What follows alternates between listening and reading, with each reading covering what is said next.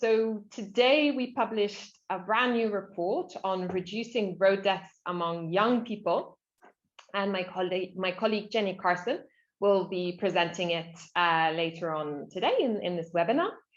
The report shows that while progress has been made, young road user deaths still represent 23% of all road deaths and 18% of deaths from all causes in the same age group. So to our event today. In our reports, we look at why young people have a higher road risk and some of the measures that we can take to mitigate against them. We're also going to hear about some of those measures in the event. We have a great lineup of speakers, but before I tell you about them, we have two introductory words. So first of all, I'd like to give the floor to Mr. Tatsuya Nomura, Vice President of Government Affairs from Toyota Motor Europe. Toyota Motor Europe is one of the partners of the ETSC PIN program, and we're very grateful for your support. Mr. Nomura, the floor is yours. Thank you very much. Dear road safety community, good afternoon. My name is Tatsuya Nomura, Vice President of Sustainability, Governmental Affairs, and Communications at Toyota Motor Europe. Before I start my safety, diversity, equity, and inclusion commitment, I will contribute to a society where people feel safe, secured, and proud for being who they are. I'm happy to be here and to say a few words as part of the welcome to the PIN Talk today. First of all, I'd like to thank all of you here for your efforts and dedication to improve road safety and save lives. Toyota's mission of producing happiness for all, next slide please, simply cannot be achieved if we do not provide safe mobility solutions. And this is why we are also constantly working on initiatives to improve traffic safety, and recently also adding the Sustainable Development Goals to guide us on our journey to reduce fatalities from traffic accidents to zero. Next slide, please. Of course, we are continuously developing technologies for our products to pursue this goal. Examples are our investments in autonomous driving technology and the standard implementation of what we call the Toyota Safety Sense in Europe, resulting in over 4 million vehicles on the road with this kind of system. Next slide. On the other hand, we believe we can have a role to play in helping to develop a safe and equal driving habits of our customers. We are currently using telematics to positively influence driver behaviors. For this, we have implemented what we call a hybrid coaching functions on the MyT Connected app, as well as connected insurance schemes that incentivizes safe driving habits. Next slide, please.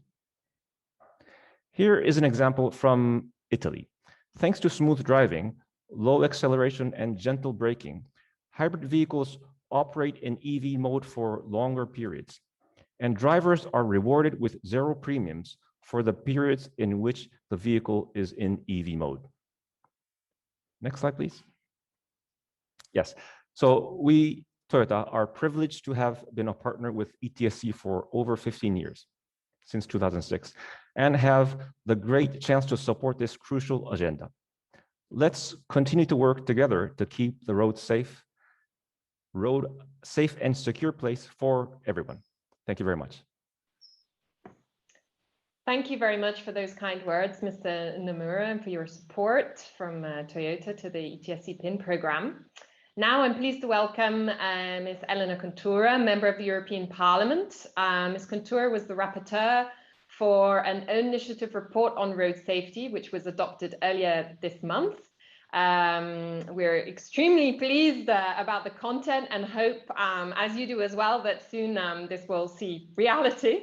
Ms. Contura, the floor is yours. Thank you so much. First, I would like to thank ETSC for this invitation and to congratulate you once more for your commitment and hard work in improving road safety in Europe. More than 16,000 young people in the EU were killed in road crashes in the EU in 2019. This is a death toll for times of war, not for times of peace. Everyone needs to be alarmed. The next victim of a road crash could be our own child, our best friend, our brother or sister, and nobody is safe until everybody is safe. Drivers, pedestrians, or cyclists. We need to take urgent action collectively. There are no more excuses because we already know what kills on the road: speed, alcohol consumption, bad infrastructure, breaking the law, and even getting away with it. On October 6, the European Parliament adopted the report I drafted, laying down its position on the next step towards Vision Zero. It's an ambitious roadmap and what needs to be done in Europe for the next decade. The report reaffirms the goal to reduce deaths by 50% until 2030. It confirms the importance of correctly implementing the safe system approach and contains proposals that are very relevant for young drivers. To name just a few, we ask for a zero tolerance policy or drink and drunk driving, safe speed limits, and more specifically 30 kilometers per hour in cities. Next generation intelligent speed assistance to make sure that speeding will be virtually impossible. The framework regarding driving license is very important for preparing young drivers to get behind the wheel. We have a very specific request from the European Commission, and I'm very happy that Mrs. Dupre is with us today, and I'm looking forward for her intervention. We call on the Commission to further develop minimum standards for driver training and traffic safety education while gradually aligning the form, content, and outcomes of driving courses across the EU. The Commission should also consider including in the upcoming revision of the directive the goals for driver education matrix, which has 3 categories: knowledge and skills, risk increasing aspects, and self-assessment. We specifically ask for the introduction of a graduate license system that encourages novice drivers to gain more experience in higher order skills, such as traffic insight, self-assessment, and hazard perception, and to limit certain high-risk activities such as driving at night and with passengers. Last, regarding part 2, Willis, we have a very strong proposal that concerns almost entirely young people. We believe that obtaining a license to ride even the least powerful motorcycles should be mandatory because it is the youngest people that drive these motorcycles, most often without previous driving experiences. I would also like to make one more point about the image of the automotive industry promoted in their marketing strategies. We all know that cars are marketed to be symbols of power or fun and very often also of speed. This is unacceptable in terms of marketing and product attractiveness for specific target groups such as the young people. However, I believe that cars should stop being perceived and advertised as a symbol of fun. High-speed, reckless, and dangerous driving are in no way part of an exciting experience. They are a serious threat for life. And this must be clear message to the youngest that are the most prone to these behavioral patterns.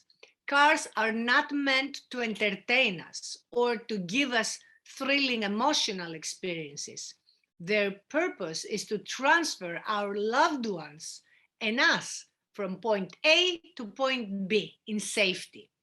This should be clearly reflected in the marketing strategies of the industry. I would like once again to thank you for your kind invitation and for your very important work on young drivers. I wish you very fruitful discussions today, and I'm looking forward to working with you on these important issues in the future. Thank you so much. Thank you very much to you. No, we really much appreciate your commitment. Also, the ambitious report that has now been adopted by everybody in the European Parliament, your hard work in bringing that adoption about. Thank you also for mentioning the points addressing young driver and rider safety. We'll be coming back to some of those. So specifically the power two-wheeler, the rider safety, also covered in ETSC's new PIN report, as well as the emotional aspects that you were talking about. So for those of you who have just joined, thank you very much again for making time in your busy schedule to join ETSC seminar. So I'm just going to go through the agenda, but whilst I present today's agenda, we have a poll for you. So if I could ask my colleague to put this up. So this is to transport you back to when you were possibly, I mean, of course, not everybody has a driving license, went through this rite of passage, but we wanted to ask you, how old were you when you got your driving license? So whilst you're responding to that, I'll give you a few moments just to present the other speakers. So after those warm words, thank you again to Mr. Nomura and Ms. Kuntura. We will have a presentation from Dr. Devera Twisk. So she is going to be looking at young people's risky behavior, the why aspect that you were also touching on very passionately there in your speech, Ms. Kuntura. Then we have Jenny Carson, my colleague from ETSC, presenting the report, the data, the recommendations. Next, we will have João Herrera from the European Commission, looking at how the EU is currently addressing the issue of young drivers. We're just ahead of the revision of the Driving License Directive, and ETSC's report is going to be feeding into that revision, of course.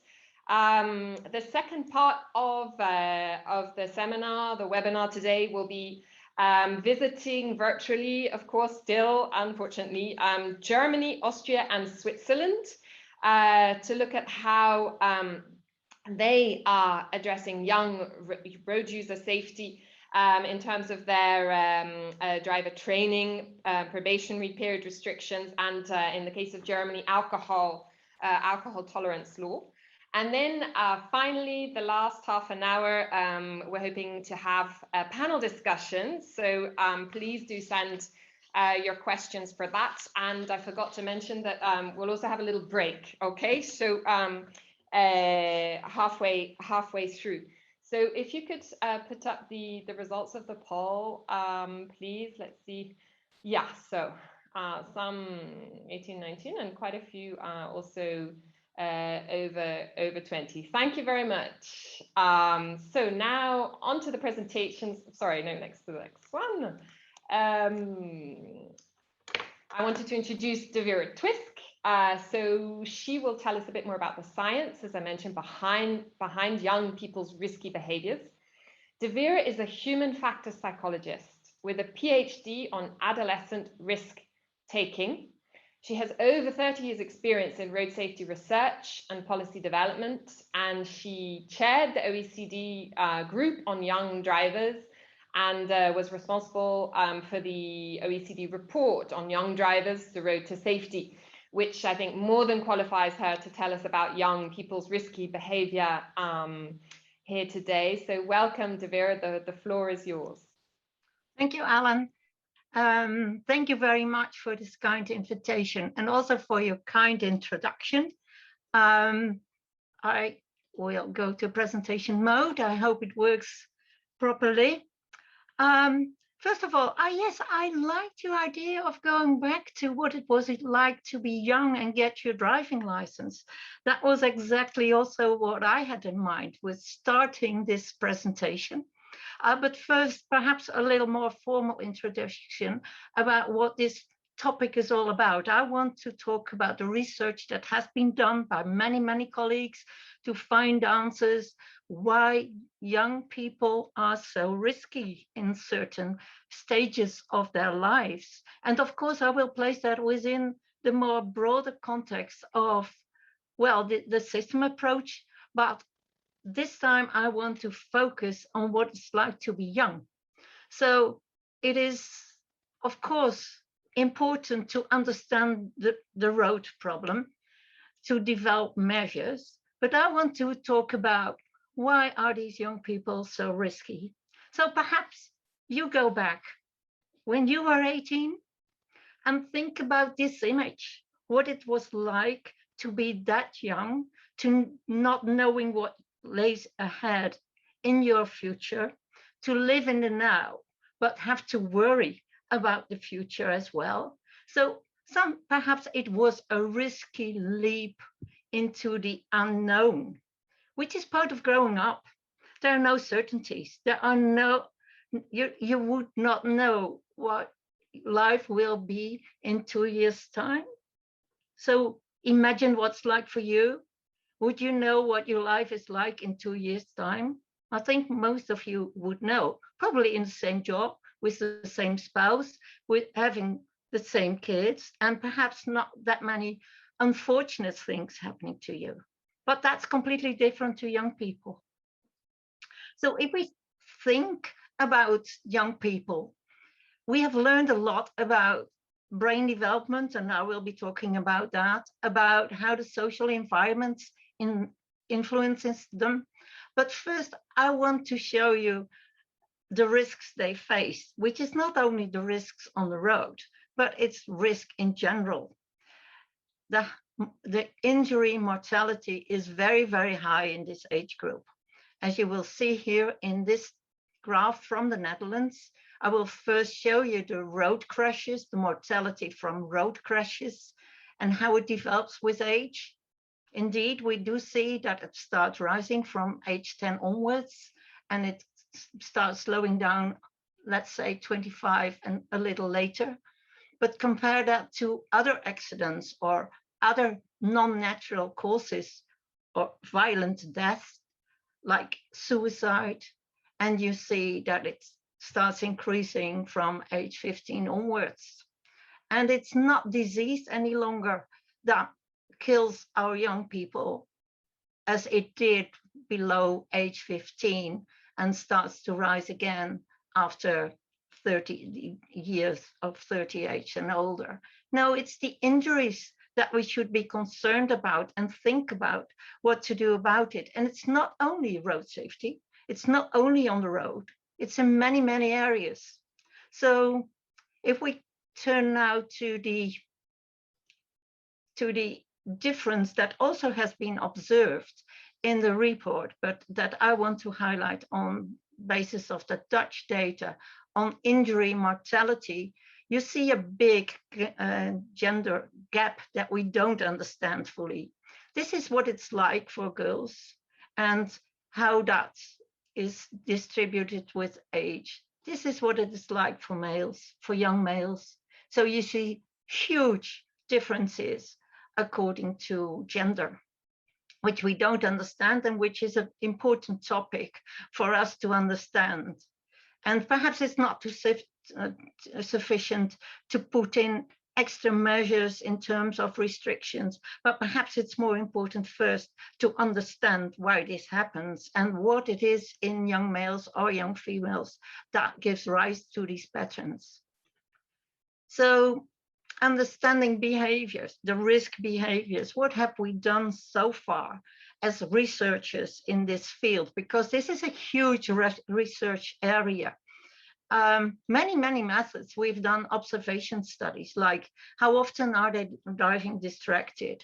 But also we have put young people in instrumented cars and make them drive wherever they wanted to drive and see what happens in terms of interactions.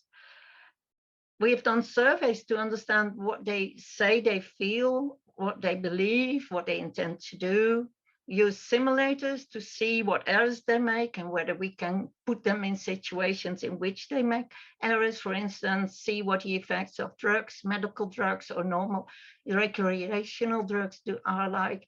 And recently, very important, we have put them in MRI machines. We have been surveying their brains while they were doing risky stuff to see what their brains actually did.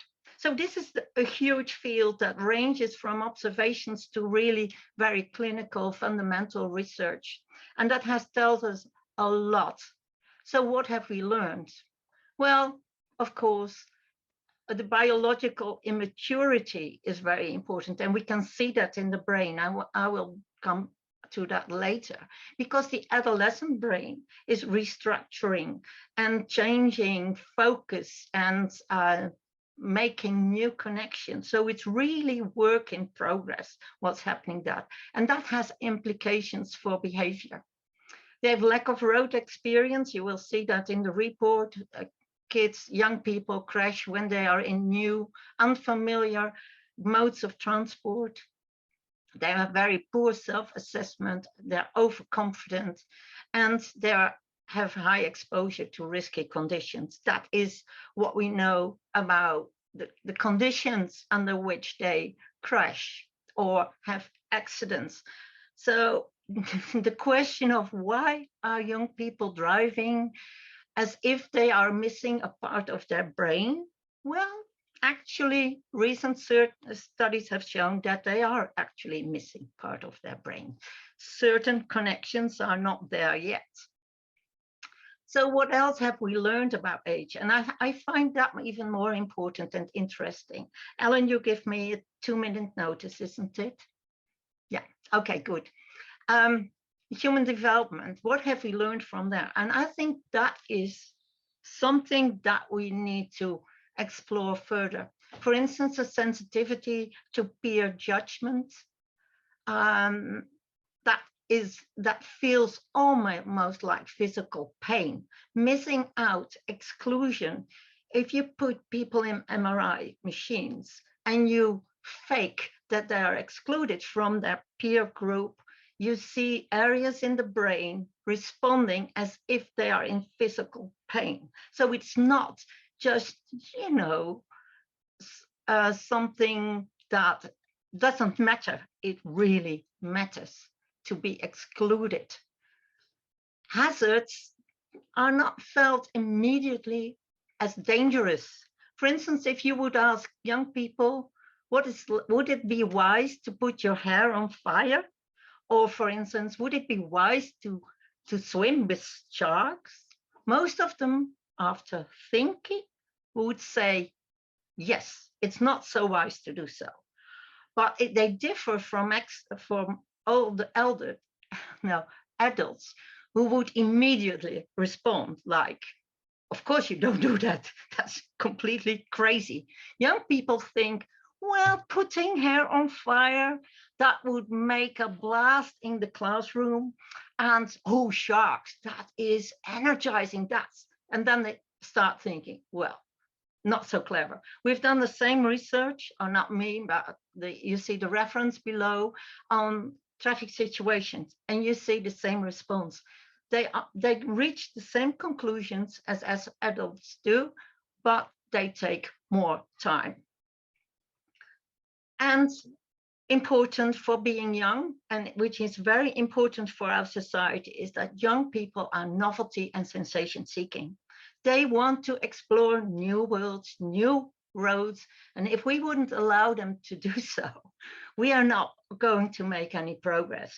So it's a side of the two sides of the coin that we are talking about. It increases risk, but it's also important for human development.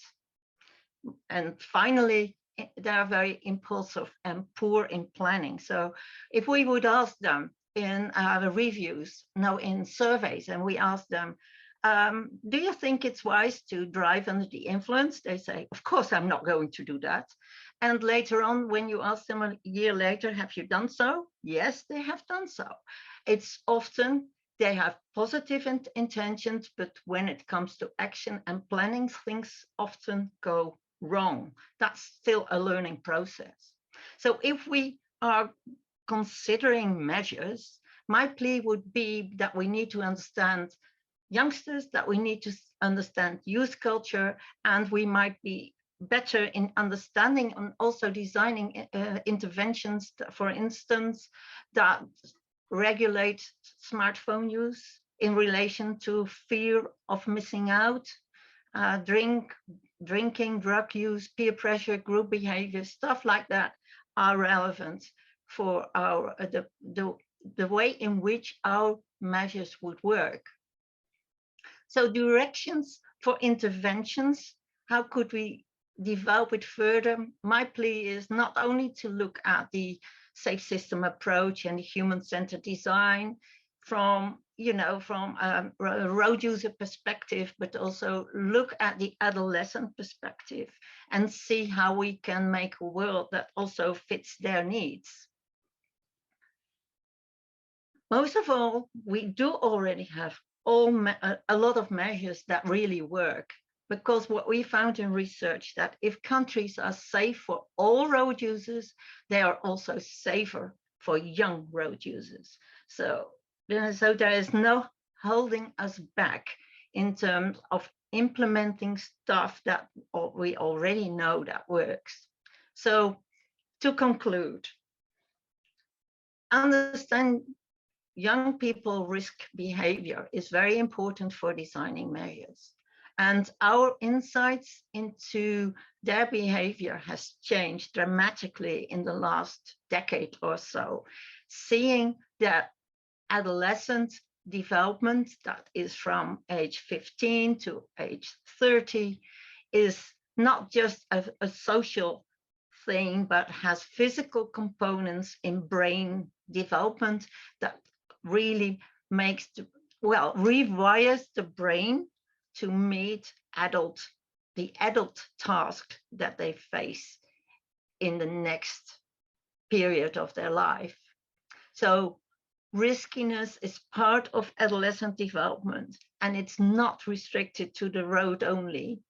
And perhaps for effective, not perhaps, but for certain effective countermeasures should consider all aspects of adolescent development, including the social aspects and their physical development. That's my presentation, and I wanted to show you how important research has been in understanding what risky behavior in adolescence is all about and what feeds it. Thank you. Thank you so much, Devera. No, that was super interesting. Great. Well, also to see how biological changes and social culture can impact road safety decisions. We'll be coming back to a number of the points that you mentioned. There were also the male-female split during the discussion time at the end. So please also stick around for that. To our audience, Devera is with us. She's got no escape route. Right, on to our next speaker. So Jenny Carson is our PIN program manager, and she will present the main findings from our report. So we last published a PIN report on young road users in 2012. So it's going to be interesting to see, what has changed and what needs to be done about it. And Jenny, also maybe just to say, for the moment, we're fine on time. So yeah, take your time. Thank you. 10 minutes. Thanks. The floor is yours. Thank you. Yeah, so thank you, Ellen. So I'm Jenny, I'm the Program Manager for the PIN project, which we run here at ETSC, and I'm going to present the findings of our PIN report published just this morning on reducing road deaths among young people. Firstly, maybe a lot of you are familiar already with the PIN program, but just to quickly go over that, it's the Road Safety Performance Index program, which we run here. We involve 32 countries, the 27 EU member states, and then also the UK, Norway, Switzerland, Israel, and the Republic of Serbia. We have an expert in each of those countries who help us, provide us with the data, the good practice examples that we include in our report, and we're very grateful to them. The program is sponsored by the people, the organizations you can see at the bottom of the screen, and we're very grateful also to them. In terms of what the PIN program does, we publish an annual report every year looking at the progress made in the year before in all of the countries in terms of road safety, so road deaths and serious injuries. Throughout the year, we also publish more specific reports, such as the one I will present today, and we organize events, again, such as this webinar today. So that's the PIN program in a quick flash. So here is the report which we published this morning and which you can find on our website. So what did we find? 5,182 young people between the ages of 15 and 30 died on the roads in the EU in 2019. We show here a slide on the right looking at road mortality. This is the number of road deaths per million population. When we're looking at a smaller group of population, such as the young people 15 to 30-year-olds, it gives a more accurate picture of the situation. So here we can see that over the last decade, the road mortality among young people has declined more quickly than for the rest of the population. And De Veer has already mentioned it, but another sort of stark finding we found from our report was this gender issue. Again, here you can see the road mortality of young men, the road mortality of young women in the 32 PIN countries, and we can see here that the road mortality, the average EU27 road mortality for young men is more than 4 times higher than for young women. So we very much found that gender issue within our data as well. It's also very apparent when we look at the road users, the road user groups that the young people, the deaths and what they were driving or riding. In terms of car drivers, the proportions of car drivers between men and women, young men and women, are fairly similar. But perhaps more stark is when we look at motorcycle riders, a far higher proportion of young men killed riding a motorcycle than young women. Conversely, when we look at car passengers, so the fourth image there along the bottom, a much higher proportion of young women die as a car passenger than men. So that gender aspect was very stark within our figures. We also, Ellen mentioned it in her introduction, we looked at road deaths as a proportion of all deaths among that same age group of 15 to 30. And we found that a fifth of all deaths within that age group were as a result of a road collision. And you can see here, it's maybe a bit small, but you can see the proportions from each of the PIN countries. And it's perhaps important to say here, and it's relevant for all the data, that obviously smaller countries present much more sort of stark proportions. So it's important to bear that in mind when looking at these slides. We also now, in our PIN report, since the EU introduced its target to reduce serious injuries, we also look at serious injuries. And we can see here, again, for all the PIN countries, the proportion of serious injuries that are of young people. And it's just over a quarter for an EU average. We also found, I haven't put this graph on, but we also found that actually serious injuries among young people reduced more quickly than for the rest of the population, such as was the case with road mortality. So that's the data, that's the figures that we found and have presented in our report. But we also have a third part of the report, which looks at how can some of those issues be addressed, be managed? And we, De Vera has already mentioned it, we know that young people don't deliberately drive dangerously. But we do know that we need specific measures to deal with the situation. We also should say, obviously, that De Vera also mentioned it, that we also found that countries with overall sort of more safer roads tend to also be safer for younger people. But if we look at the countermeasures that we address in our report, we start with driver training.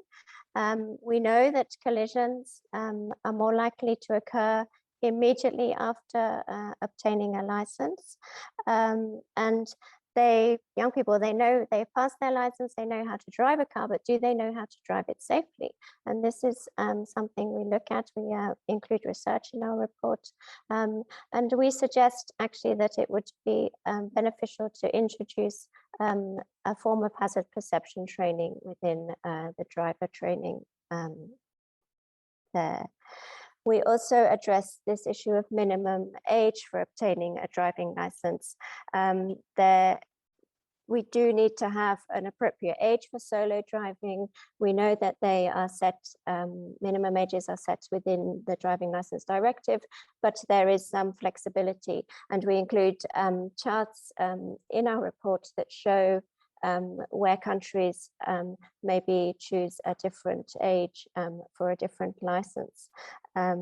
So that's also a point we would make. We would urge for those minimum ages not to be lowered in the legislation.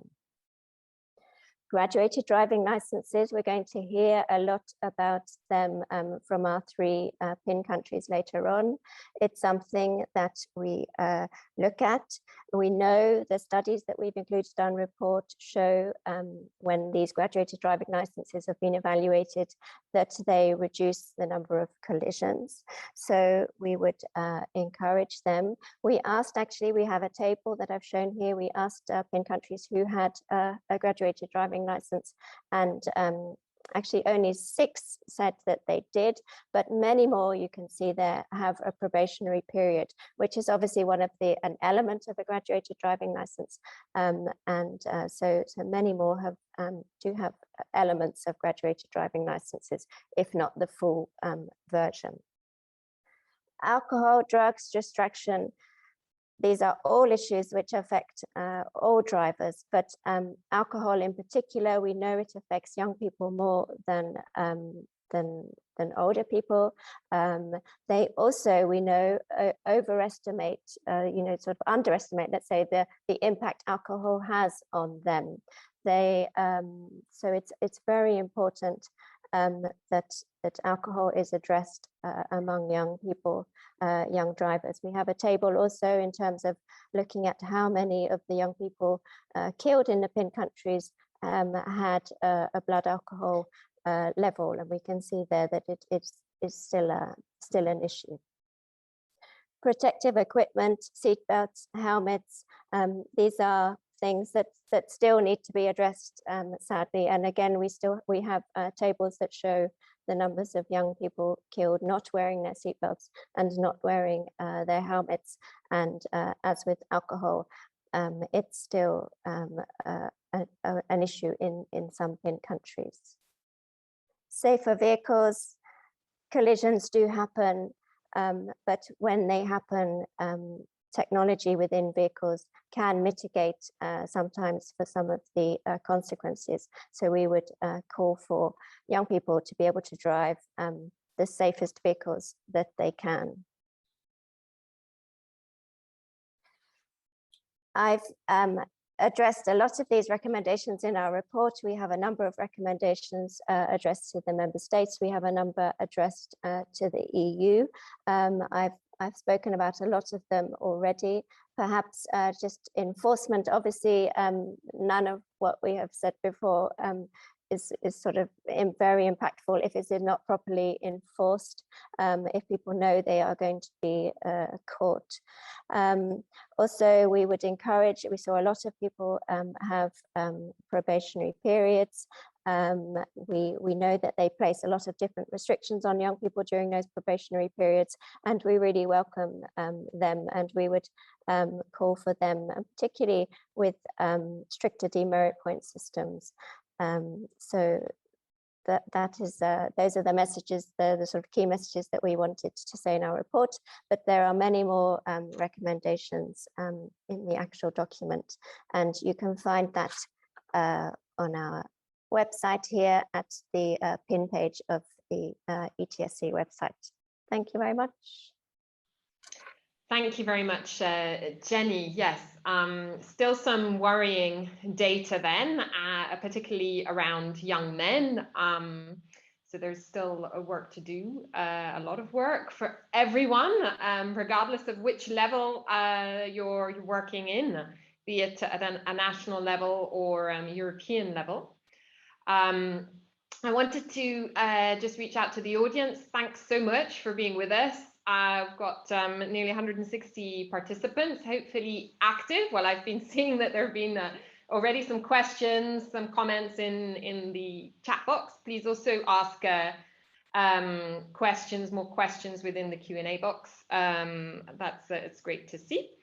So we've had a presentation from Dr. De Beer-Twisk, looking at the psychology, the why. We've had a presentation from Jenny presenting the data and with the recommendations. So now we pass the mic, the floor to the European Commission, represented today by João Heredia.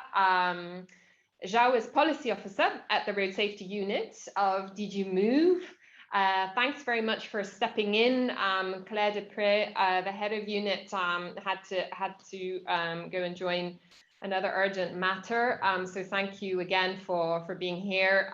So João will just be staying for the presentation, not for the discussion, unfortunately. But again, thanks for stepping in at such short notice. So we know that the driving license directive the revision is under preparation. We're very much looking forward to it. We know that it's one of the aspects that can help to improve young drivers and riders. So I'm sure, yes, the audience is keen to know what's the current thinking within the Commission. João, please tell us. Well, first of all, thank you very much to the European Transport Safety Council for inviting us. I apologize for Claire Dupré not being able to come today. I will update you a bit on the findings of the evaluation and then talk a bit about the impact assessment and the next stages. So could I have the next slide, please? The next, please. Okay, so currently we are revising the third driving license directive, which has main goals to improve road safety, to contribute to free movement, and to fight against fraud. The Commission has assumed in the Sustainable and Smart Mobility Strategy that it would revise the driving license directive in 22. So could I have the next slide, please? We have started by doing an evaluation, which is internally it is finished. So I have been working on this. I'm part of the team that has been working on this evaluation. The document is concluded. Now we have to complete the internal Commission approving stages, namely the ETSC that will take place in the next weeks to come. The main findings of the evaluation was that fatalities and serious injuries are still too high in the EU. And because of that is drivers, which are one of the main contributing factors.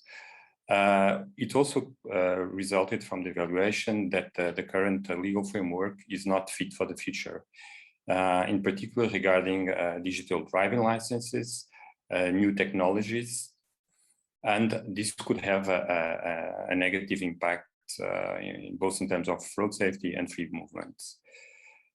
We also, the evaluation also points out that there are still administrative burdens and obstacles that need to be tackled in the future revision of the directive. I will come back to that later. Can you have the next slide, please?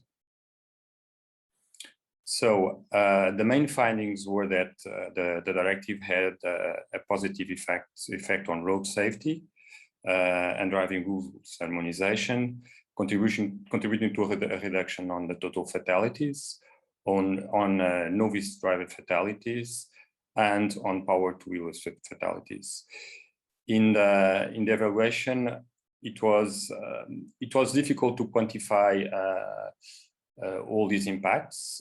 So the evaluation was mostly done on the basis of qualitative assessments, but there was also a modeling that was used that will be available later when the evaluation staff working document will be published. But the modeling that was produced indicates for a total reduction of around 7% as a direct effect of the directive on total fatalities. But also on young drivers around 21.7%. And we know that, well, the current directive was one of the first driving license directive with measures which were specifically targeting young drivers, namely the introduction of the driving license for mopeds and graduated access to category A driving licenses. As I said before, there are two issues. One of the issues that is was recurrent in the evaluation, but you also know that because there was several jurisprudence from the Court of Justice, is a question of normal residence. The current concept is not very operational. So it's a concept that needs to be revised, and some clearance might have to be brought in. We also the evaluation also noted that there are different minimum ages for moped and motorcycle riders. I mean, if you take the full range of the directive, it varies between 16 to 24 years old in different categories. So that is something that maybe we will have to have a look at also in impact assessment. It also has shown that that foreign drivers face problems when they have to recognize and circulate with driving licenses that were exchanged in member states across the EU, and this is also a downfall of a default of the current directive. Can I have the next slide, please? So we talk about the main issues, the main issues that the evaluation has revealed. In terms of with direct impact on free movement, there is the absence of mutual recognitions for digital driving licenses. So there is indeed the principle of mutual recognition of driving license in the directive, but the solutions that the digital solutions that are being developed in several member states. They are only used for domestic purpose, and so mutual recognition is not fully applicable in this case. And that's definitely something that we are going to work in the revision. We also will see or look into ways how to improve the fight against fraud. We talked about graduated access. There are also some findings that came out of the evaluation. Is that the system is perceived by several stakeholders as creating lack of attractiveness and quite some bureaucracy for young drivers, and this, I mean, could eventually, in some cases, lead to an increase of unlicensed drivers. So that is something that we are going to look at. Another aspect or measures that have an impact both on road safety and free movement is the suboptimal use of RESPAIR, which is a network of exchanging information enforced between member states on driving license information that is not being used to its full extent, and that could be eventually reinforced as to its usage and potential. Important also is that, especially in light of the report that was presented just today from the European Transport Safety Council, is that it clearly comes out of the evaluation that driver skills are insufficient and they are not updated in terms of efficient use of new technologies. There is also the absence of a uniform approach for training. There is also, in terms of road safety, an impact because of an absence of mutual recognition scheme for driving offenses. Also, in terms of drivers' medical fitness, how to check this from a medical point of view, there is a lot of variation between the practice in member states. So that is something that we are going to revisit as well in the impact assessment. And also insufficient support for elderly drivers and for road safety. Could I have the next slide, please? So this is a bit the timeline of where we are in the revision and of the next steps. So we started already with a consultation on the inception impact assessment. We plan to have the open public consultation at the end of the first quarter of this year or beginning of 22. We'll see. So quarter 4 or quarter 1 of 22. And we plan to have the new, if everything goes according to plan, to have the new legislative proposal approved in November 2022. Could I have the next slide, please?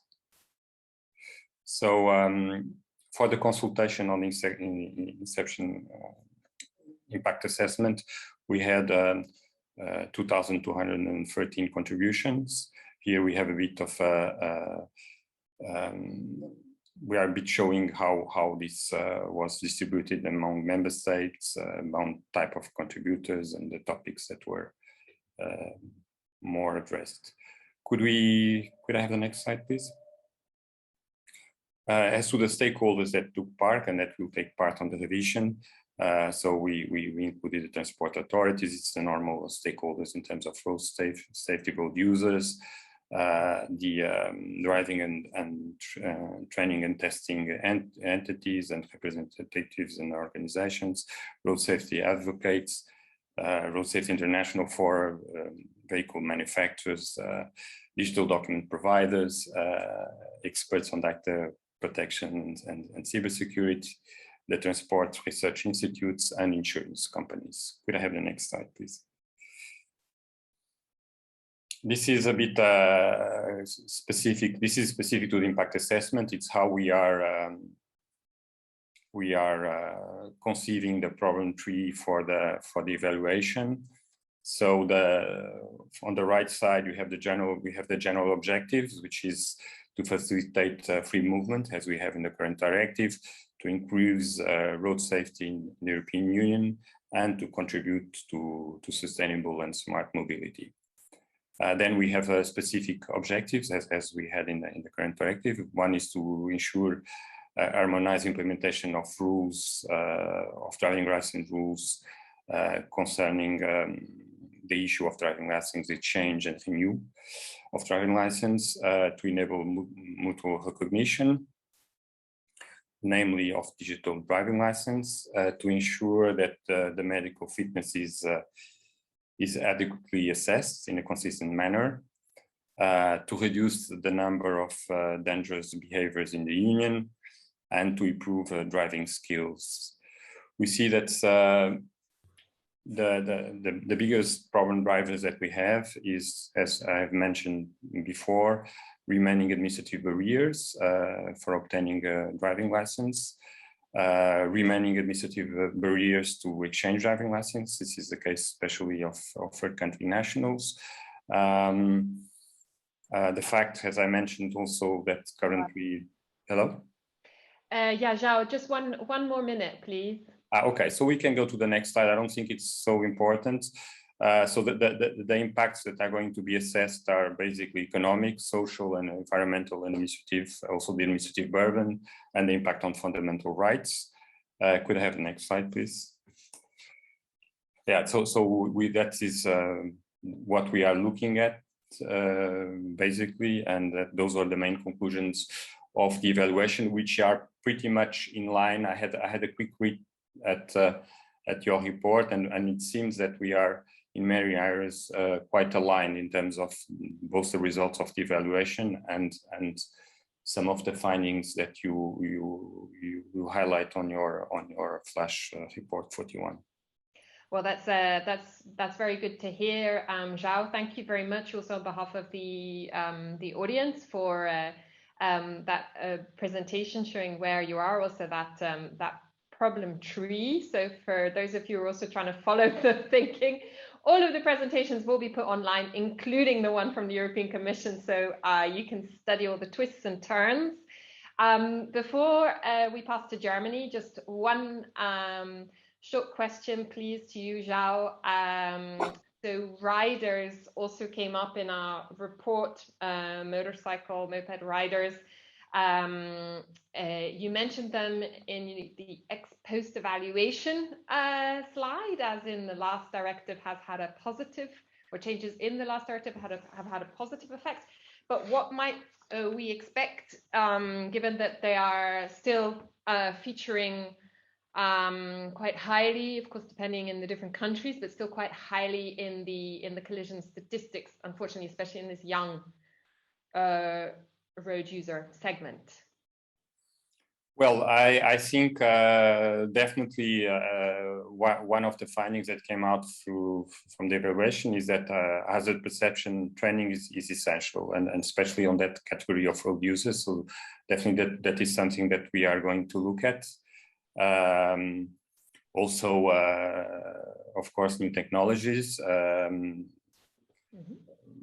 Also training the trainers and the examiners in new skills, how to create, to give them more pedagogical competencies and communication skills. I mean, there are several measures which we will tackle that will also have an impact, a direct impact on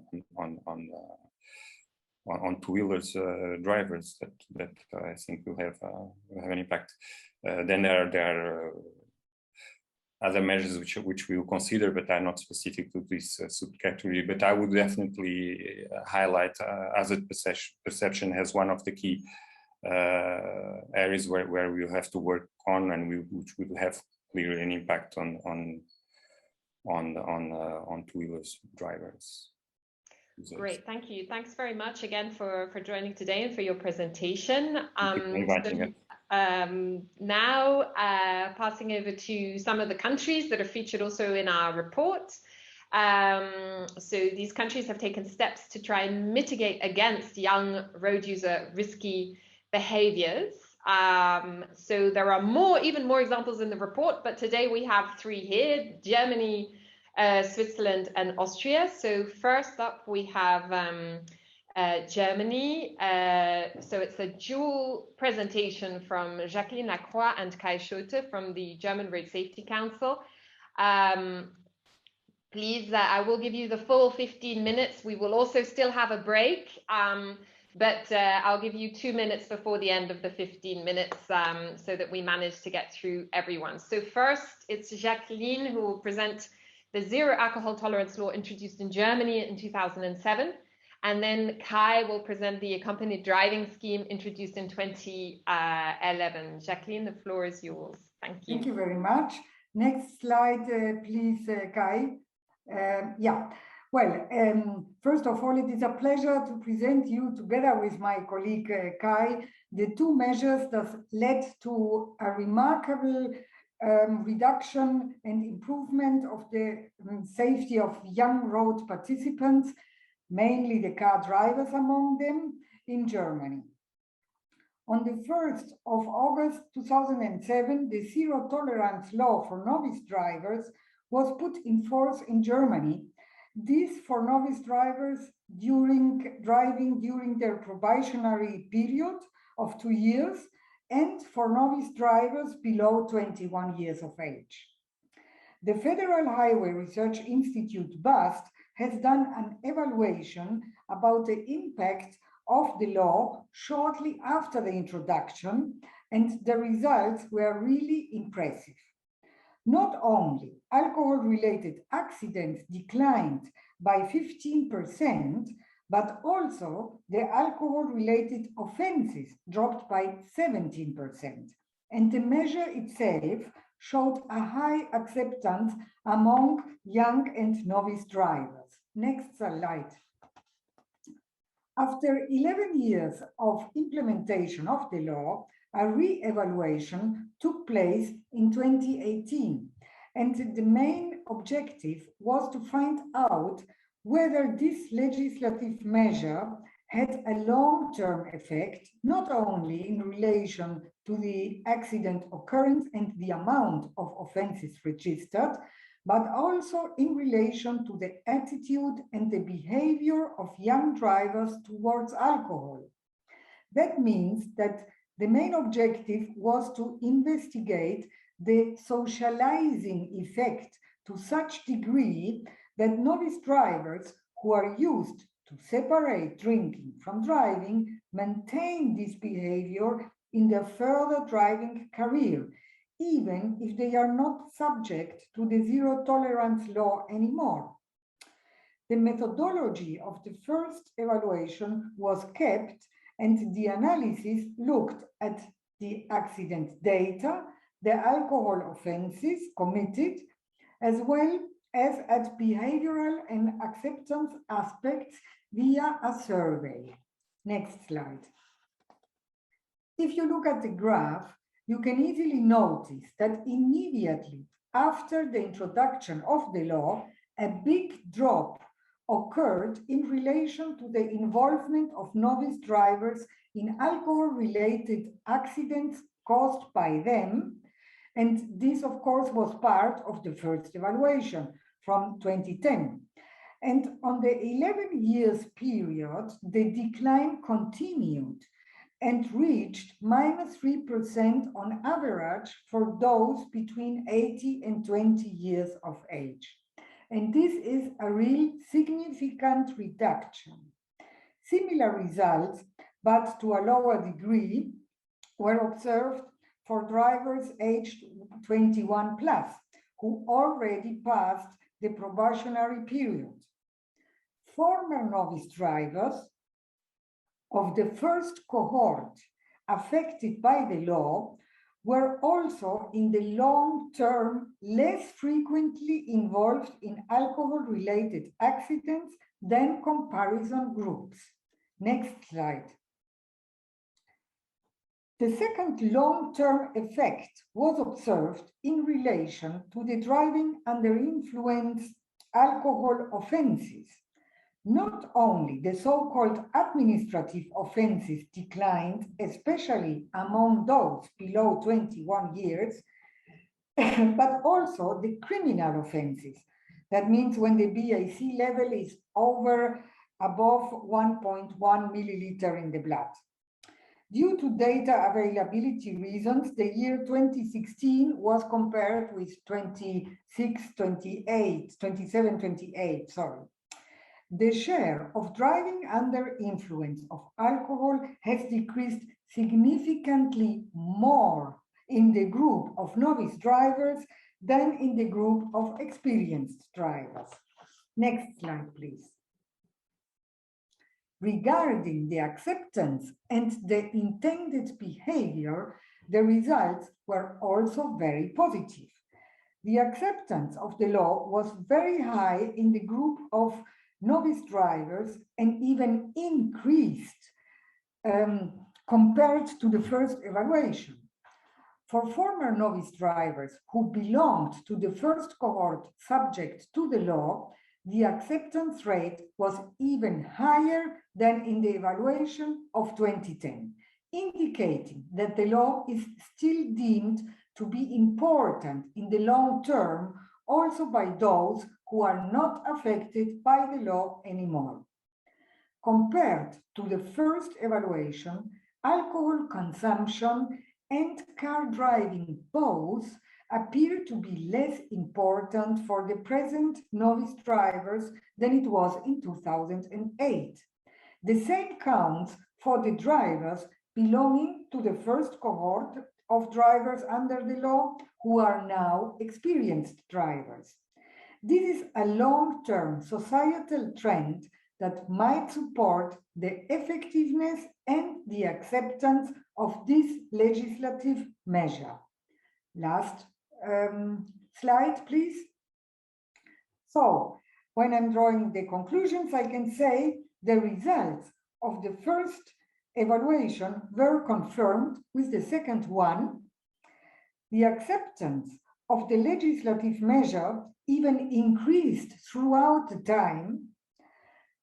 Third, the long-term reduction of alcohol-related accidents and offenses among novice drivers underline the effectiveness of the ban of alcohol.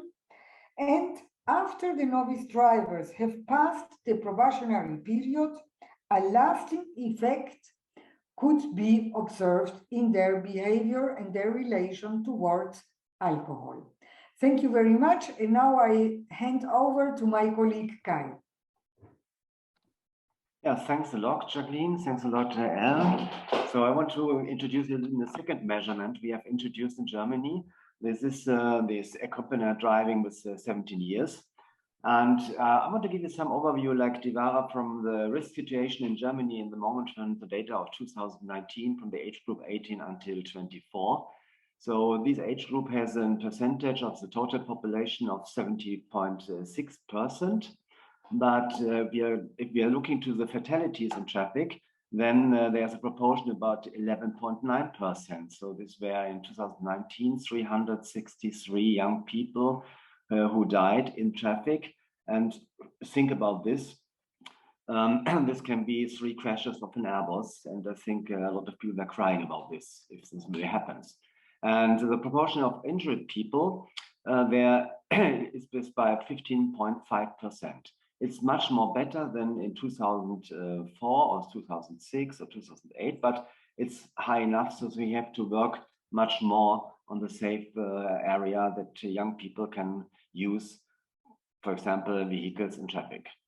The main idea of this accompanied driving with 17 model comes from Sweden, because in Sweden, they changed the system, they extended the period of learning from 7.5 years, so that they can start with 16 years. And the evaluation was very clear that there was really a very big result. And this was a reason that we in Germany were thinking about this, not to introduce this really accompanied driving, because Sweden had accompanied driving since, I don't know, 1900.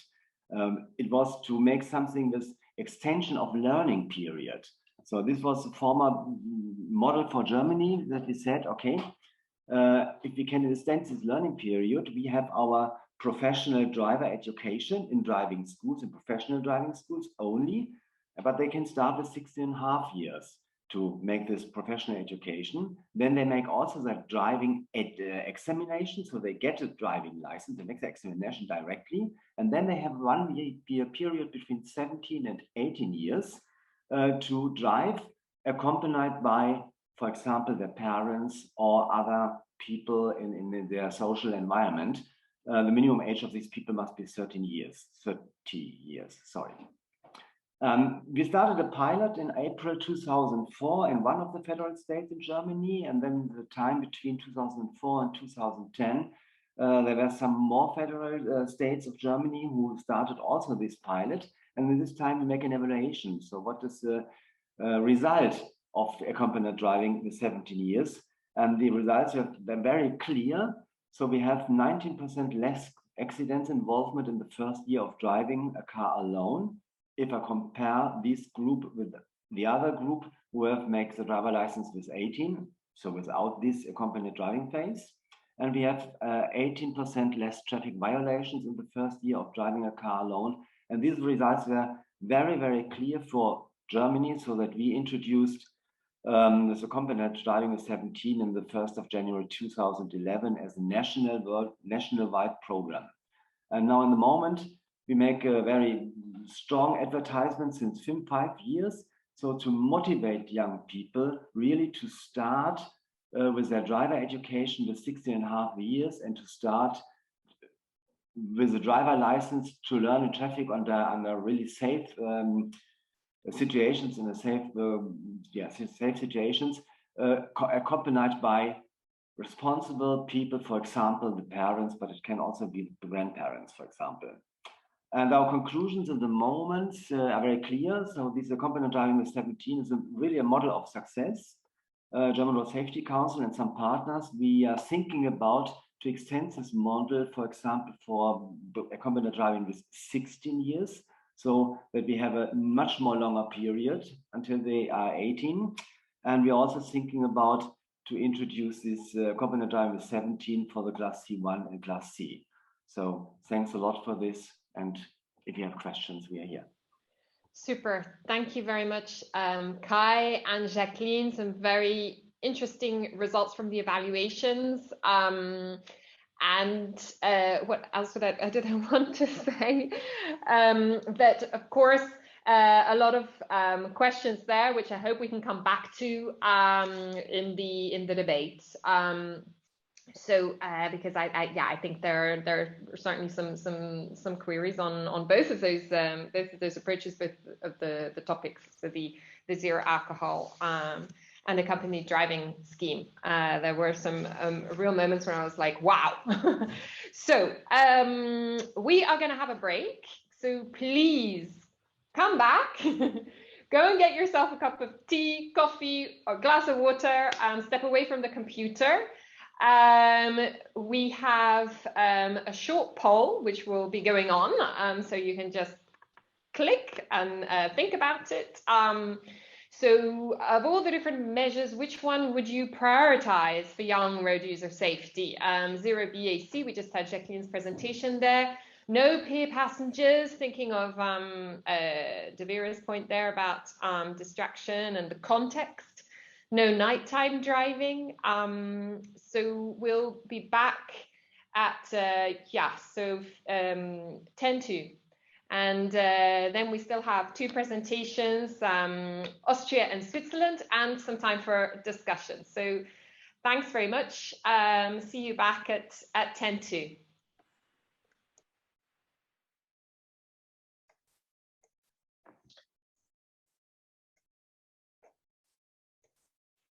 So welcome back, everybody. We are going to restart the webinar now. Hopefully you've had a moment for a break. Before we go to Austria, I'd just like to ask my colleague to put up the results from the poll. Yeah, so Jacqueline, your presentation was very convincing. We've got 72% saying alcohol. We need to go ahead with alcohol. I hope the Commission is also taking notes. We'll be passing that message very strongly also to them. I mean, I know, of course, we need everything in road safety, but alcohol also came out very clearly in our report, of course. So now we're going to Austria. We're going to hear from Martin Winkerbauer at the Austrian Road Safety Board, the KFV. Martin's going to talk to us about the multi-phase driving license, which was introduced in Austria back in 2003. Martin, the floor is yours. Thank you, Ellen. I hope you already can see all my presentation. And I don't want to do too much words on the beginning. There's a lot to tell you. And I'd like to start right now. Yeah, go ahead, go ahead.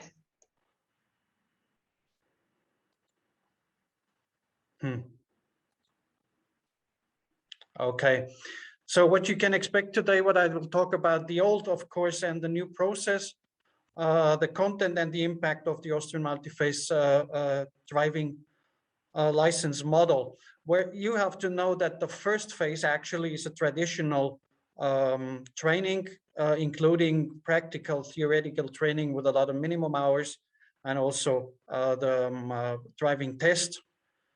And the practical and theoretical driving test. So what I tell you about is that happens actually after the driving test.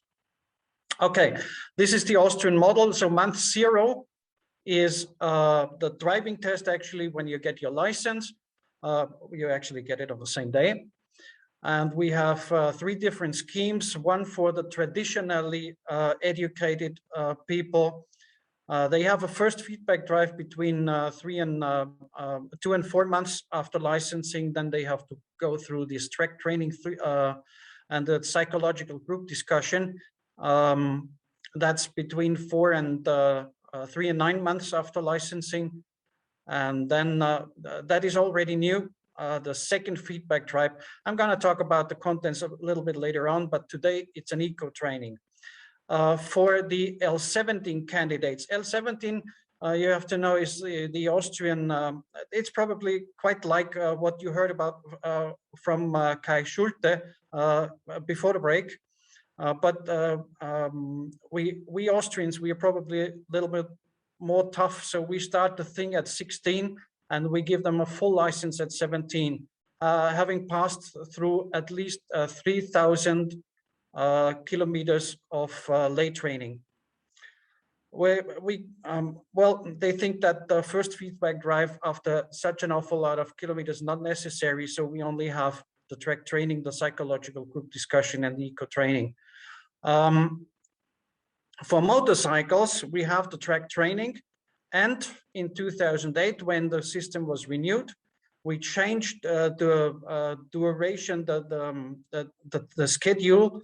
So you have a little bit longer to go through the various stages, the interventions, and we also added a feedback, right? But more about that a little bit later on. So that is the model. And now about the phases. So phase 2, actually, as I told you, phase 1 is the traditional training. The contents, well, a lot about safe driving. I want to explain a little bit about the German terms here. Sekundentraining means that you count 1,000 and 1,002 to assess the right distance, appropriate distance and appropriate speed. Kommentiertes Fahren, speaking with Ed Sheeran, this is probably like thinking out loud.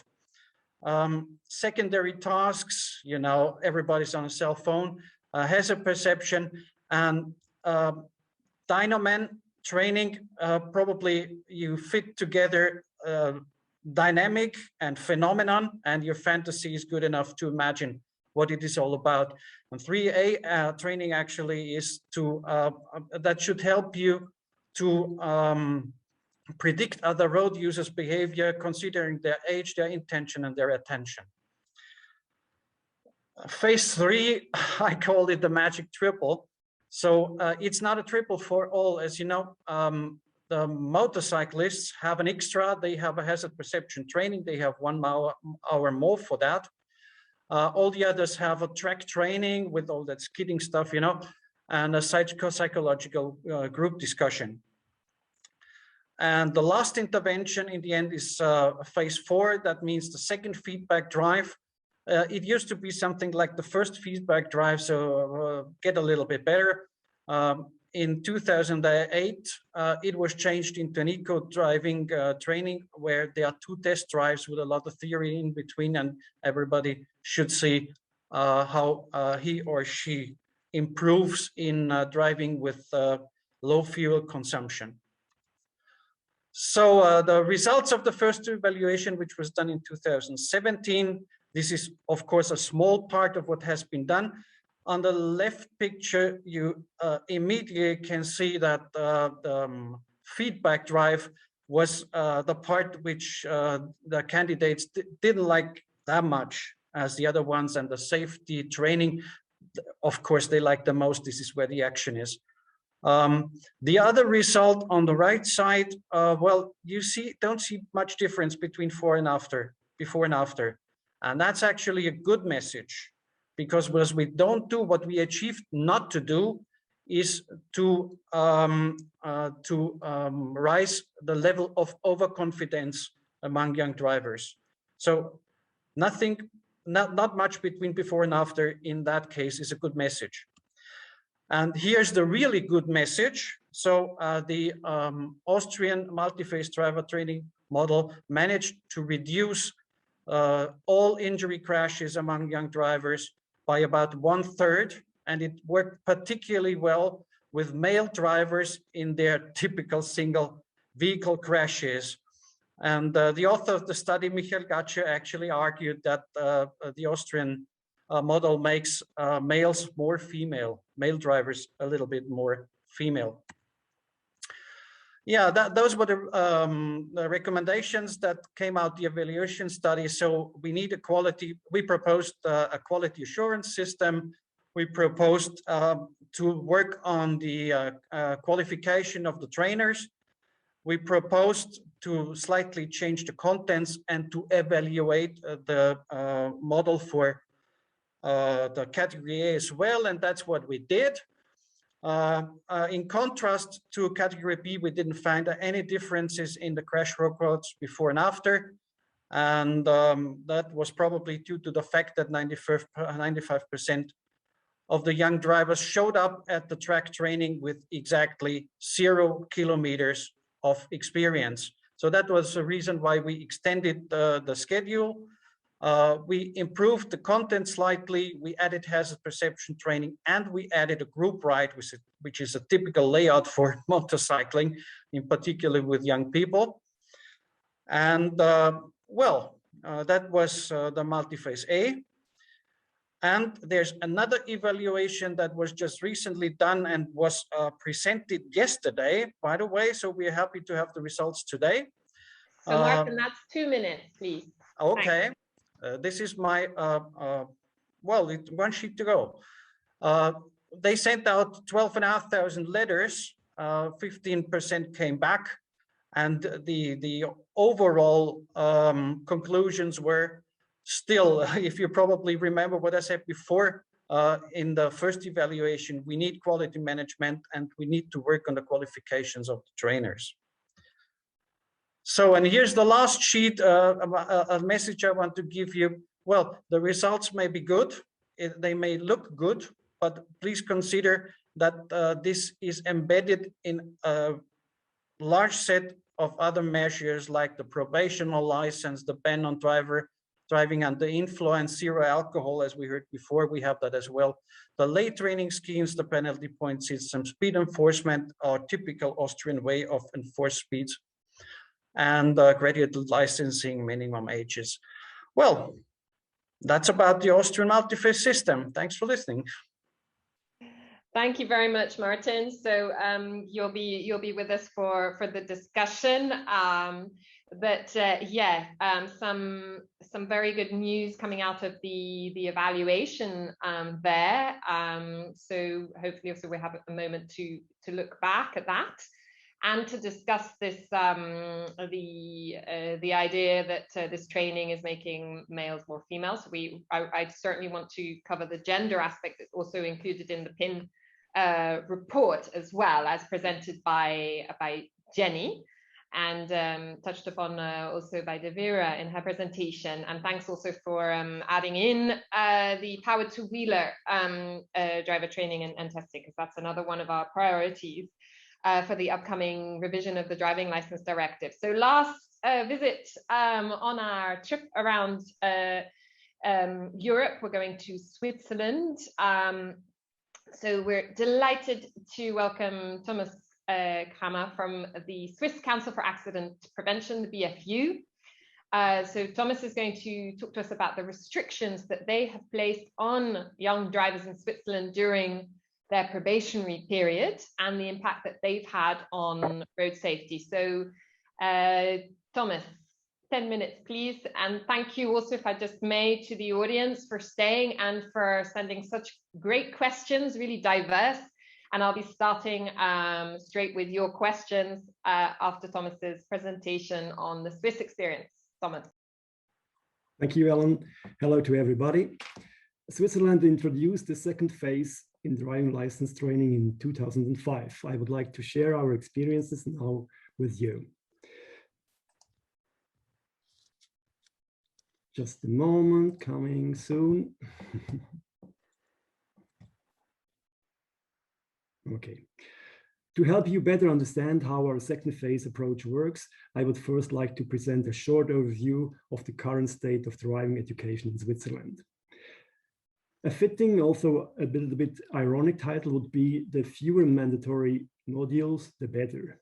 However, it is highly doubtful whether this is true when it comes to accidents involving novice drivers. To clarify, the purple and red elements are mandatory, the green elements are voluntary. While completing the mandatory first aid courses, at least 7 hours, learner drivers may also prepare for their theory test. This test can be taken at the age of 17 at the earliest. If successful, the learner driver is issued with a provisional driving license. It allows him to drive a car accompanied either at the driving school, voluntary, or with an accompanying person of at least 23 years of age who has held a driving license for at least 3 years. At the same time, the learner completes a mandatory course on traffic knowledge with a basic practical course for motorcyclists. After a learning period of at least 1 year, they can take the practical driving test. That means at the age of 18 at the earliest. If they pass, they receive a so-called probationary driving license. This is when the 3-year probation period begins. The advanced driver training course must be taken in the first year. In addition, there is a zero-tolerance approach to alcohol consumption and the threat of stricter sanctions. After the 3 years probationary period, the novice driver can apply for a full driving license. Afterwards, various voluntary advanced training courses are available. However, enrollment in these courses is very low. I would like to briefly explain some characteristics of the first phase. It contains very few mandatory modules, as I said. This gives significant weight to the tests. Learners acquire the knowledge required to pass a test. There is little interest in material that is not covered in the tests. Added to this, young men compete with one another to see who can pass the test with the fewest lessons, as I did. The very low level of knowledge required for the theory test therefore represents a serious problem. Online learning tools based on the original exam questions enable the learnings of test answers by rote without understanding anything of the task. In addition, the important content of the traffic knowledge course is not a part of the test. In comparison, the practical driving test is without doubt more demanding. However, it strongly focuses on the GD levels 1 and 2. Perfect parking skills matter more than a defensive driving style. This is reflected in the voluntary driving education at most driving schools.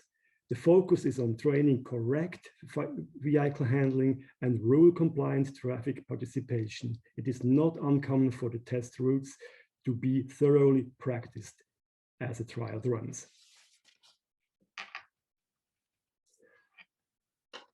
Now let's take a look at the second phase, which was introduced in 2005 and lasts 3 years. The curriculum of the integrated training course was strongly influenced by our input.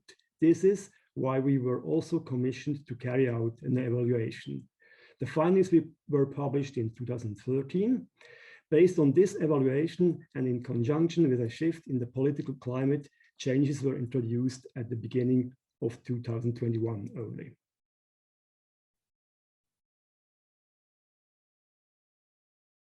What are the elements of the second driver training phase? As already mentioned, it lasts 3 years. During these 3 years, stricter sanctions apply for violations of the Road Traffic Act. If a probationary driving license is revoked for the first time due to a moderate or serious violation, the probation period is extended by 1 year.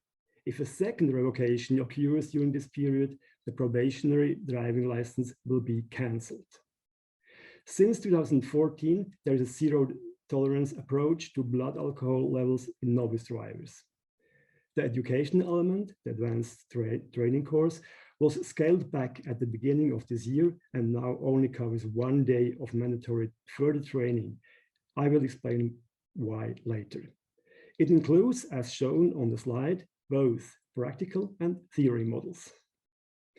Since the evaluation found sanctions to be the most effective measure, the BFU is focusing its current accident prevention campaign on the threat of a probationary driving license being cancelled.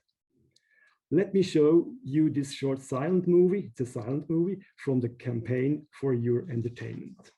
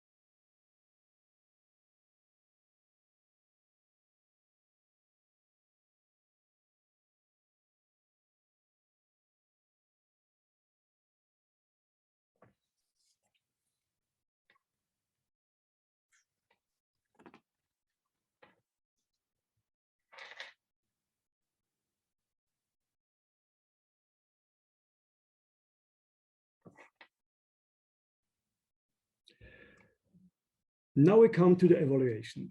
The outcome evaluation compared to accident data of 18 to 24-year-old holding a driving license for a maximum of 3 years with those of 25 to 65-year-olds. We examined the development in a 12-year period from 2000 to 2012. A Poisson regression analysis was used to ensure that the calculated effect sizes are valid. As you can see, the effect size in all categories are moving in the desired direction. However, not all effects are statistically reliable. The data should be interpreted with caution as external factors were changed during the study period. For instance, the new policy procedure for recording accidents.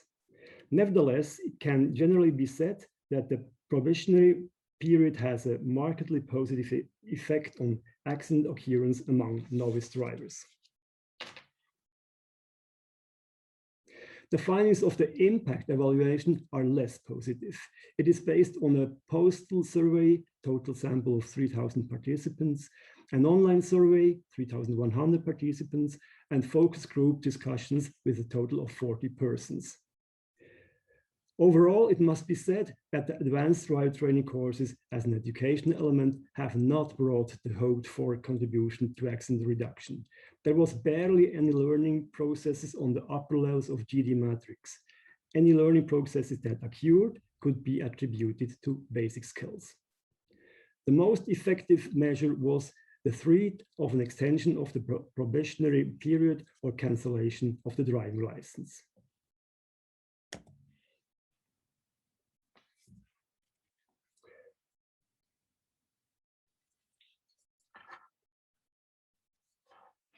As a result, the conclusions can be summarized as follows. Repression works, learning matter is recalled, but does not lead to new safety-oriented behavior.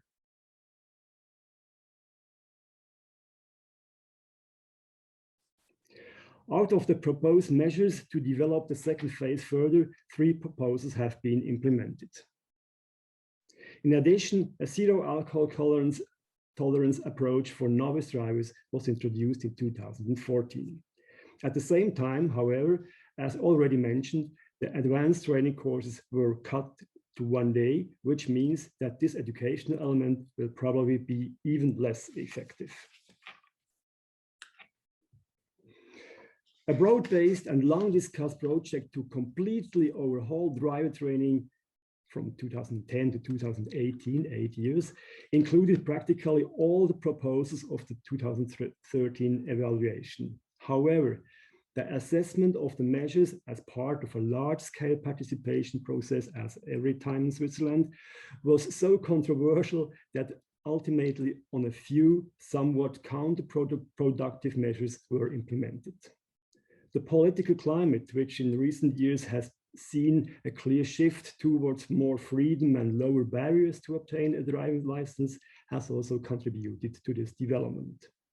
As a result, we are currently taking a bottom-up approach to improving road safety for novice drivers, focusing on the first phase. Reinforce teaching of the 3rd and 4th level in the GD matrix. Motto, 1 risk dialogue in every driving lesson. Communicating this approach to the training institutions for driving instructors, providing a simple implementation tool, and, if successful, seek to involve the test authorities. Thank you for your time and your attention. Thank you so much, Thomas, and very, very interesting presentation, very dense. So of course, all the participants will be able to have a look at the presentation. We'll be uploading as well. Yeah, it's not always easy, but where there's a will, there's a way. I think would be one comment on the last slide there about the political context that you have. So thank you very much to all our speakers. I'd like to bring you all on now for the last final bit of questions. We've heard about the science, the data, the policy context with the revision of the driving license. And we've also heard of some practical examples of how measures can make a difference. So now it's time for the questions. So thanks again to the audience for being very active and engaged in there. So I want to go straight to one of the questions that came more at the beginning from Finland. So this is for Devira. Devira, I know you've partly answered this, but yeah, so Finland is planning to reduce the age of driving from 18 to 17, or it already has done. But the amount of education has also decreased radically in recent years. Does this make any sense? Experts here, so this is the colleague from Finland, says it makes no sense, but it's happening despite these rather worrying statistics about the involvement of young road users. Devira. Thank you very much. Well, in posing this question, this is a very relevant question, and we've seen a lot of pressure towards lowering ages to get licensed. And I think if we go back to the original first studies that were also presented in one of the presentations from Sweden, we saw that the lowering the licensing age was really accompanied with increasing the level of practice within a period between 16 and a half, I think, and 18. So full license wasn't acquired before the age of 18, also not in that model.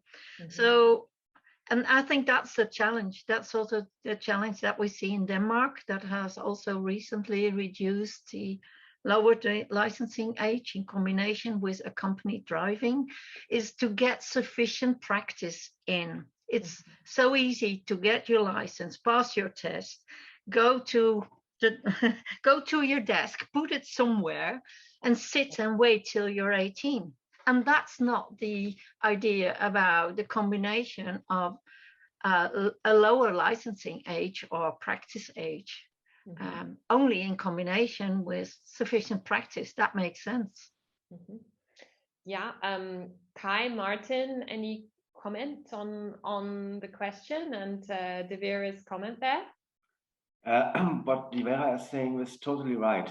So you can start to learn practice very early with 16 and a half or 17. This is also the model of Germany. So and when they start with their driver license after passing the test with 17 years, they must practice with their parents. They must practice with their surroundings. If they have not the practice, then everything is gone.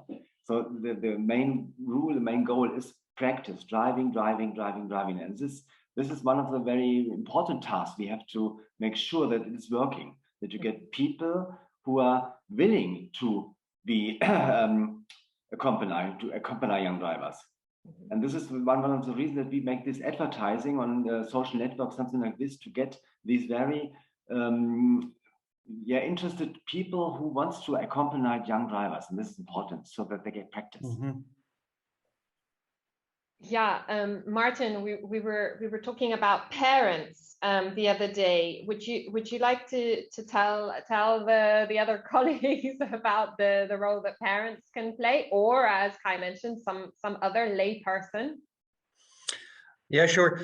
I mean, we found similar results. We implemented that in Austria about 20 years ago. I was the one to run the evaluation study, and we actually found 15% less accidents with a 3,000 kilometer practicing people. So we allowed them to drive at 17 already, in contrast to Germany, without parents. What you actually do with this kind of minimum age is you add something at the age of 60 or 65, where the risk is rather low. It's completely different if you lower the minimum age for mopeds. Yeah, With that was mopeds, one of the other questions. Yes. You add another year of practicing with a moped on a dangerous mode. That's something. For the trainers, what we actually found is that moms are the better trainers than fathers. So we found lower risk with the youngsters being trained by their mothers than their fathers. Thanks very much, Martin. So I really want to come back to this issue of gender, which came out very strongly in our report. First, Jenny, there was a question from Peter Mark from the Netherlands about kilometers driven, so exposure data of females and males. We didn't include that in our report. No, I mean, but we would certainly like that. So yes, and then to De Vera and of course any other colleagues. So we see that road mortality of young men is 4 times that of women. What can we do to address the gender issue in young people's safety that came out so strongly in this ETSC PIN report, but also in the other presentations and research? First of all, I wish we knew, in the sense that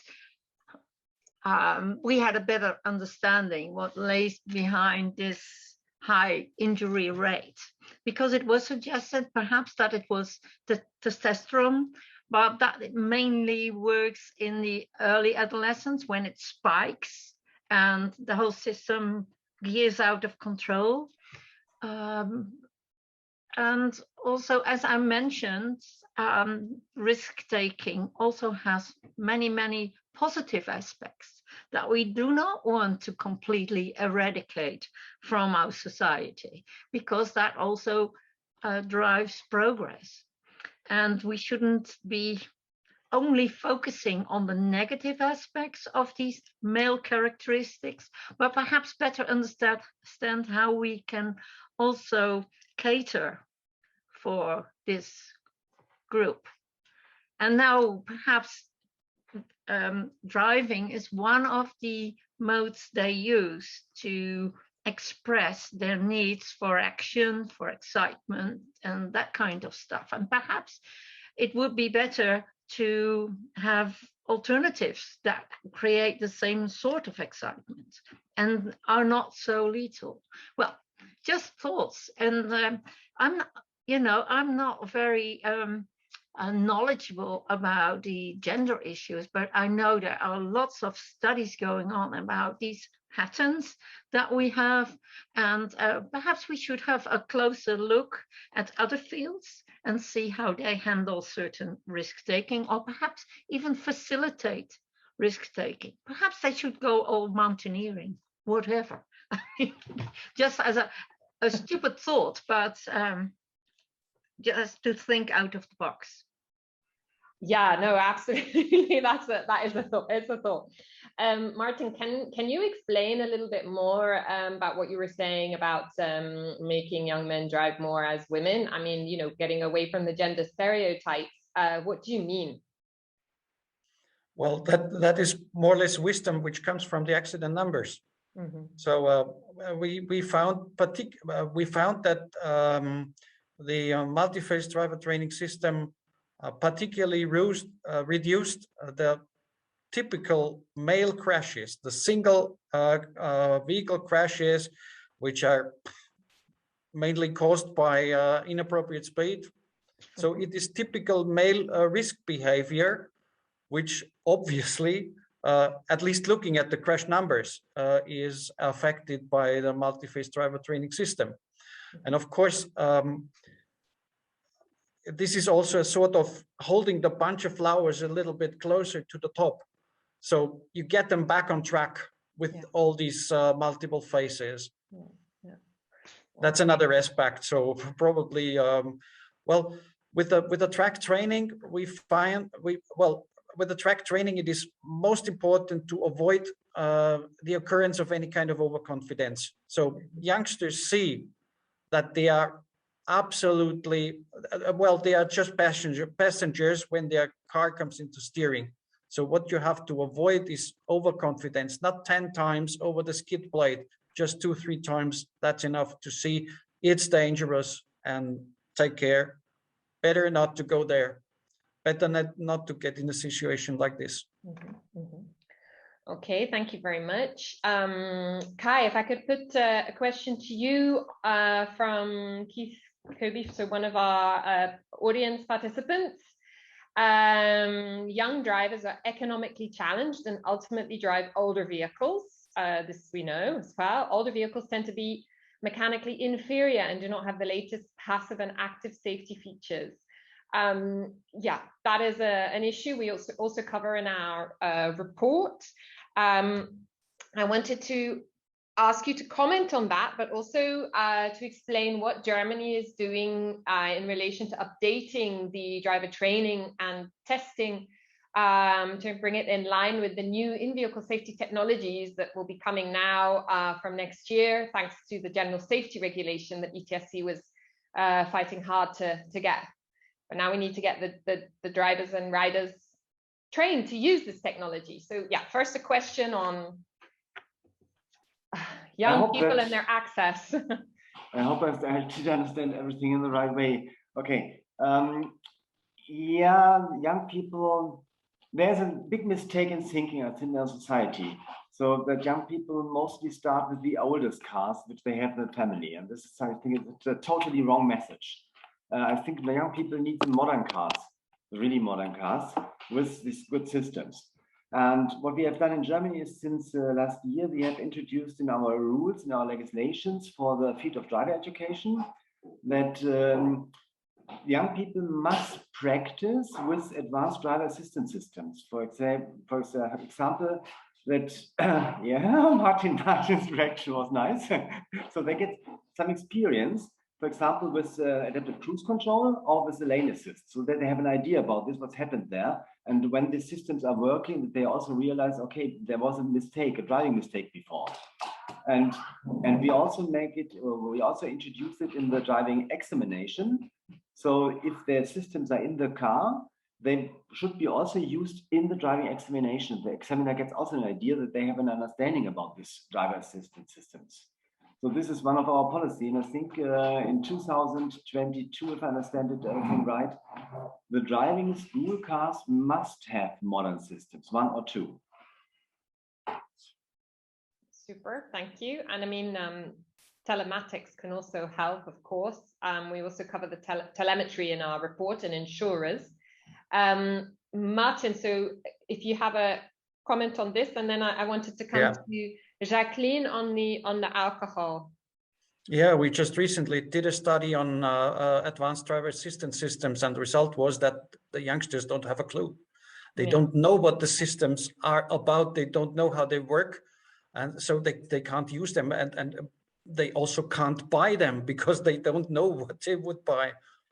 So we designed a sort of training, and that was quite successful, but it's only a pilot. Mm-hmm. So very good idea if you do that in Germany. Very good idea. Okay, thanks very much. So we're nearly at the end here. I did want to pass on one question to Germany, to Jacqueline, sorry, from Germany about 0.2 and the positive experience that you've had there with the young people, and also them carrying on this good experience in later life. What hopes might we have from the new German government on road safety in relation to alcohol? Hang on, you're muted. Well, you know, the German Road Safety Council, where I work for, has already published, the board of directors in 2008, a resolution regarding a general zero alcohol tolerance for all drivers, not only for the novice drivers, because we have seen this really good impact it had on this group. And now, because of this re-evaluation, we also can see a long-lasting effect, which is more than positive, yes, because it was not just a short effect. So it has an impact on the society, yes. So that generally speaking, the attitude towards alcohol behind the wheels, yes, can be made much stronger in the sense that this doesn't fit together, yes. And for that reason, we are in our I would say comments we give to the coalition treaties which are taking the coalition talks which are taking now place. We are also asking to include a zero tolerance ban for all drivers in the rules of the new government, in the coalition treaty, yes. But we don't know if this will be really true or not. We will continue fighting for it because we consider that this is really a very good measure that helps because it has a changing effect in the society. And yes, Thomas, sorry, I see your hand now. Thomas, and then the very last word from me. Thomas, please. Yes, thank you. Yes, I would really encourage all the countries which don't have this zero blood limit to introduce it as soon as possible with youngsters. There is a big part of the young people, I don't know, it's about 80–90%, they really like to have it. They totally agree. They totally agree. They have no problem. And after 3 years not driving when drinking or not drinking when driving, that's just normal for them.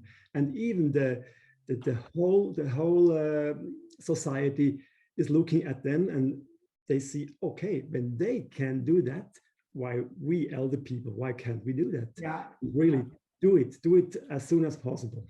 And then I guess also you have the issue of the peer pressure is less because, I mean, of course, the law is no alcohol when you're driving.